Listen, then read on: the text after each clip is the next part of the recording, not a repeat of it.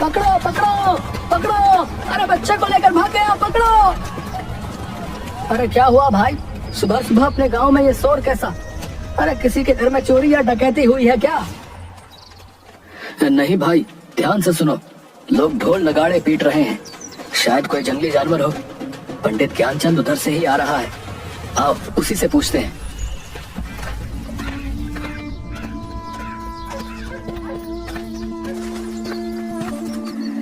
पंडित जी, ये कैसा शोर है?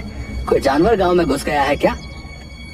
अरे नहीं भाई, आज गांव से फिर एक बच्चा कोई जानवर पकड़कर जंगल में ले गया। हे भगवान, अब तो हमारे बच्चे अपने गांव में भी सुरक्षित नहीं हैं। पता नहीं क्या होने वाला है। सुन रही हो भाग्यवान, बंकू से कहना घर में ही रहे, इधर उधर खेलने ना जाए। पता नहीं जानवरों का ये आतंक गांव से कब खत्म होगा। सरताजपुर गांव में लगभग 6 महीने से जंगली जानवरों का आतंक बना हुआ था। इस कारण शाम होते ही गांव के सभी लोग अपने अपने घरों में दुबक कर बैठ जाते थे। कोई भी नहीं जानता था कि कौन जानवर ऐसा कर रहा है। कोई भालू का आतंक बताता तो कोई सियार का, कोई जंगल के राजा शेर को इसका जिम्मेदार ठहराता। इसी कारण सरपंच हुकुम चंद ने चौपाल पर एक सभा बुलाई थी। प्यारे गांव वासियों, जैसा कि आप जानते हैं कि पिछले 6 महीने से रोज कोई जानवर हमारे बच्चों को जंगलों में ले जाकर मार कर खा जाता है। हम उसी पर चर्चा के लिए आज यहाँ पर एकत्रित हुए हैं। सरपंच जी, आए दिन हमारे गांव से बच्चे गायब हो रहे हैं। अगर ऐसा ही चलता रहा तो गांव के सारे बच्चे मार डाले जाएंगे। हमें कुछ ना कुछ तो करना ही होगा। इसके लिए हमें पहले पता लगाना होगा कि कौन जानवर ऐसा कर रहा है, ताकि हम लोग उस जानवर से छुटकारा पा सकें। यही ठीक रहेगा, क्योंकि जंगल में तो सैकड़ों जानवर हैं। हम किस किस को अपना निशाना बनाता रहेंगे? लेकिन इसका पता लगाएगा कौन कि किस जानवर की ये करतूत है? इसके लिए एक दल बनाना होगा जो जंगली जानवरों के गांव में प्रवेश पर नजर रखेगा। हाँ, यह ठीक रहेगा। मैं और कल्लू बाबा दोनों मिलकर रात में पहरा देंगे और पता लगाएंगे कि कौन सा जानवर हमारे बच्चों को गायब कर रहा है। तो ठीक है, फिर अगर तुम दोनों पता कर बता देते हो तो तुम्हें गांव की तरफ से 100 स्वर्ण मुद्राएं मिलेंगी, ठीक है? मरेगा, एक दिन सब मरेगा। ए बगले, चल भाग यहाँ से। जब से हमारे शमशान में रहने आया है, तब से ही पूरा गांव समस्याओं से घिरा है। भोगा एक अजीब सा डरावना व्यक्ति था, जो पिछले 6 महीने से शमशान में आकर रहने लगा था। कई बार शमशान के कुत्तों को मारकर खाते हुए देखा गया था। कुछ लोग इसे औघर बताते थे। कल्लू बाबा और जग्गी रात में गांव के बाहर पेड़ के मचान पर चढ़कर पहरा दे रहे थे। तभी सुबह करीब 4 बजे जंगल की ओर से कुछ खरखराहट की आवाज आती है। कल्लू बाबा, झाड़ियों के झुरमुट से कुछ आवाज आ रही है। चलो चलकर देखते हैं। हाँ चलो, तुम आगे चलो, मैं पीछे से देखता रहूंगा, ताकि पीछे से कोई जानवर तुम पर हमला नहीं कर सके। अरे कल्लू बाबा, तुम तो बाबा हो, भूत पिशाच को तो तुम अपने झोले में रखते हो। तुम आगे चलो ना, मैं तुम्हारे पीछे रहूंगा। ठीक है, लेकिन तुम पीछे मजबूती से डंडे पकड़े रहना। जैसे ही कोई आहट हो, सतर्क हो जाना। चलो आओ मेरे पीछे।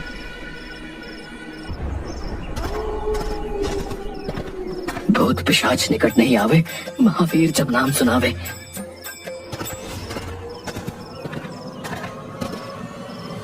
तभी जग्गी के पैरों में कुछ लताएं उलझ जाती हैं, जिन्हें निकालने के लिए जग्गी कल्लू बाबा के कंधे पर हाथ रख रोकता है। कल्लू बाबा को लगता है कि कोई भूत उसे पकड़ रहा है। वो चिल्लाते हुए भागने लगते हैं। भूत भूत भूत, बचाओ बचाओ। जग्गी तुरंत पीछे मुड़कर भागना चाहता है। तभी कल्लू बाबा बचाओ बचाओ करते हुए पीछे मुड़कर जग्गी के गले को पकड़ लेते हैं। उसकी पीठ पर चढ़ जाता है। जग्गी को लगता है कि सचमुच भूत उसकी पीठ पर चढ़ गया। वो पूरी ताकत से दौड़ पड़ता है और लताओं से उलझकर कल्लू बाबा के साथ ही गिर पड़ता है। मेरी पीठ पर भूत चढ़ा है, मर गया रे। अरे मेरे बाल बच्चों का क्या होगा? अबे चुप। पीछे से कंधे पर हाथ रखकर मुझे खुद डरा दिया और अब चिल्लाकर और डरा रहे। बड़ा बाबा बने फिरते हो, भूत बैताल प्रेत पिशाच सभी को अपनी चोटी में बांध कर रखते हो और कंधे पर हाथ रखते ही डर गए। ढोंगी बाबा कहीं के। रुको रुको, गौर से ये आवाज सुनो। लगता है सचमुच कोई खूंखार जानवर हमारी तरफ ही आ रहा है। देख क्या रहे हो, भागो। दोनों भूत भूत चिल्लाते हुए गांव की ओर भागते हैं। सुबह होने ही वाली थी। कुछ लोग चौपाल पर आग ताप रहे थे। उन्होंने दोनों की आवाजें सुनी तो उनकी ओर लाठी डंडे लेकर दौड़े। बचाओ बचाओ, भागो भागो, पीछे भूत आ रहा है। अरे कौन सा भूत? अरे कैसा भूत भैया? तुम्हारे पीछे तो कोई नहीं है। अरे है, अरे सुनो आवाज सुनो, वो इधर ही आ रहा है, भागो। आवाजें लगातार बढ़ती ही जा रही थीं। सभी डर के मारे अपने अपने घरों में बंद होकर सहमे हुए खिड़की से देखने लगते हैं। तभी बंकू अपने घर से एक डंडा लेकर बाहर आता है। बेटा घर के अंदर आजा, देखो ना जी अपना बंकू बाहर चला गया है। अरे बेटा बंकू अंदर आजा, देख बेटा सभी लोग अपने अपने घर के अंदर हैं। नहीं पिताजी, हमारे कई दोस्त गायब हो गए हैं। आज हम भी देखेंगे कि कौन है जो हमारे गांव के बच्चों को गायब कर रहा है। मरेगा, सब मरेगा। तभी उधर से जुगनू की आवाज आती है। बंकू, अरे भैंसिया का रस्सी पकड़, अरे आधे घंटे से पूरा गांव दौड़ा रहा है। बंकू भैंस की रस्सी पकड़ लेता है। भैंस के पैर के पीछे एक बाल्टी फंसी हुई थी, जिसके ईंट पत्थर से टकराने से आवाज निकल रही थी। भैंस तो मैं द्वार पर बात कर आया था, फिर ये खुली कैसे? वो माँ ने कहा कि बाहर भैंस को ठंड लग रही होगी, उसे गौशाला में बांध दो। भैंस बिदक कर भागने लगी, भागते हुए उसके पैर में बाल्टी फंस गई। जग्गी और कल्लू बाबा, है? तुम लोगों के डरपोक होने के कारण आज पूरा गांव भयभीत हो गया भाई। वो तो बंकू ने बहादुरी दिखाई, लेकिन बात तो यही है कि आखिर बच्चों का शिकार कौन कर रहा है? तभी सेठ मंगत लाल रोते रोते आता है। सरपंच जी, मेरा बेटा सुधीर घर पर नहीं है। नौकरों ने बताया कि सुधीर को शेर दबोच कर ले गया है जंगल की ओर। हाय मैं लुट गया, हाय मैं बर्बाद हो गया, मेरा इकलौता बेटा। धैर्य रखो मंगत लाल, धैर्य रखो। हम सभी उसी का उपाय ढूंढने के लिए यहाँ इकट्ठा हुए हैं। सुधीर मेरा भी दोस्त था, हमें उसे ढूंढना ही होगा। बंकू घर में बिना बताए जंगल की ओर चल देता है।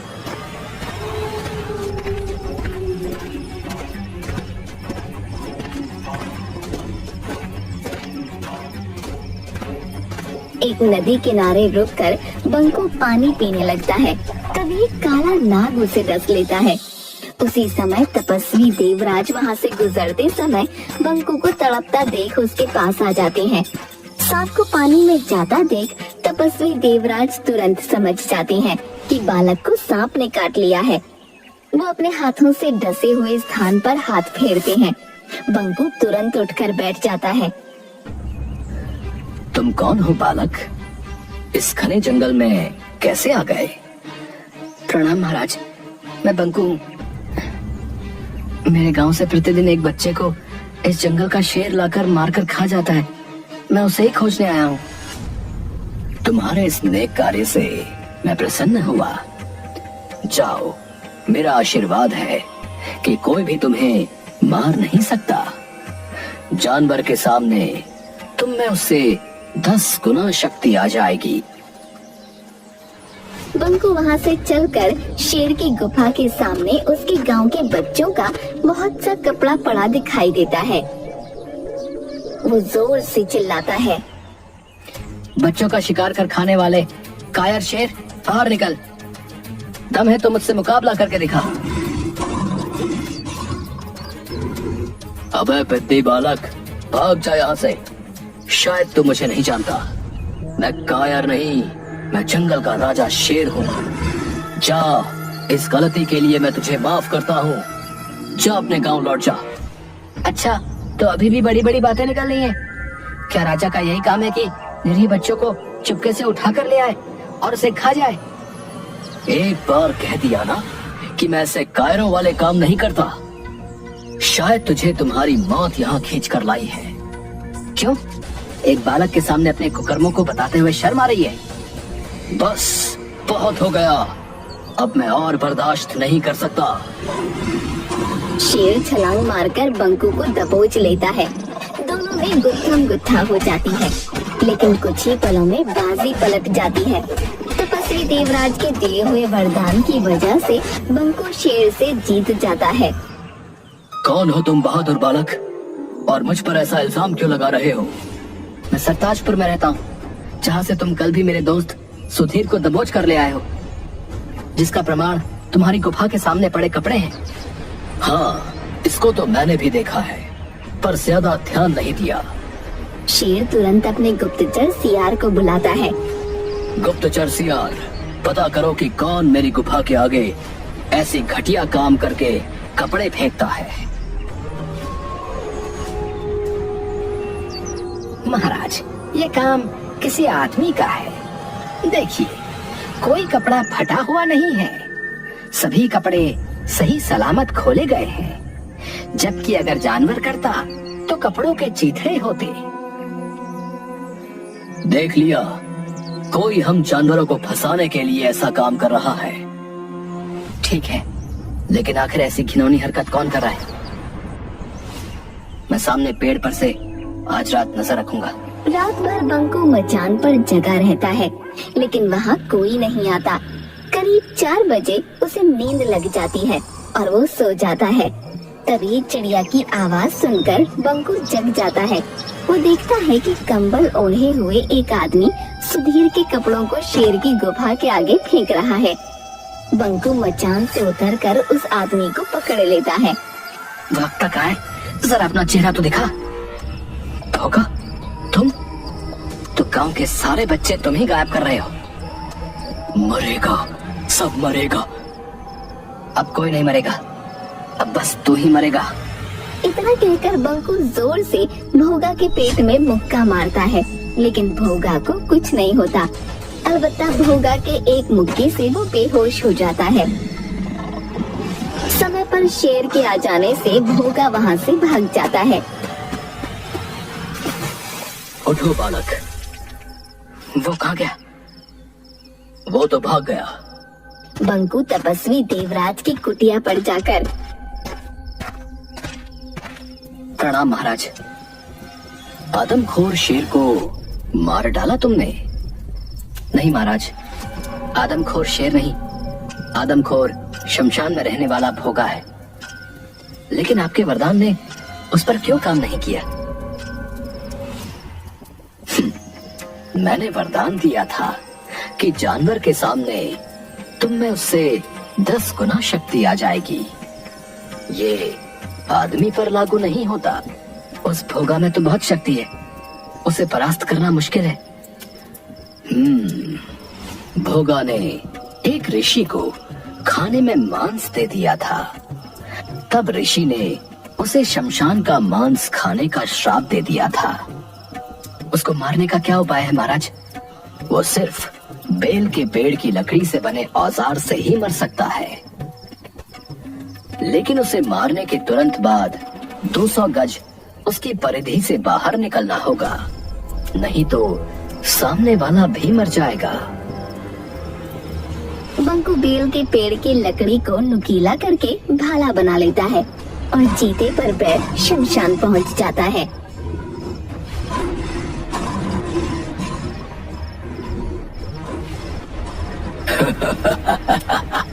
आ गए, आज तेरी मौत तुझे यहाँ खींच लाई है। अभी तुम्हारे दोस्त सुधीर को ही खाने जा रहा था, लेकिन अब पहले तुझे खाऊंगा। चीते, तू भाग जा, नहीं तो तू भी मारा जाएगा। पहले तो बचकर दिखा, ये ले। बंकू भाले से कई बार वार करता है, लेकिन भोगा को कुछ नहीं होता। बालक, हो गई हसरत पूरी, अब तू मेरा शिकार बनेगा। तभी अचानक तपस्वी देवराज वहाँ प्रकट होते हैं। बंकू, भाले को उसकी नाभि में मारो। बंकू जैसे ही भोगा की नाभि में भाला मारता है, एक विस्फोट होता है। बंकू तुरंत चीते पर बैठकर 200 गज दूर हट जाता है। भोगा का शरीर वहीं भस्म हो जाता है। बंकू को सुधीर के साथ आते हुए देखकर गांव वाले खुशी से उछल पड़ते हैं। सेठ मंगत लाल और सरपंच हुकुम सिंह बंकू को इस कार्य के लिए 500 स्वर्ण मुद्राएं देते हैं।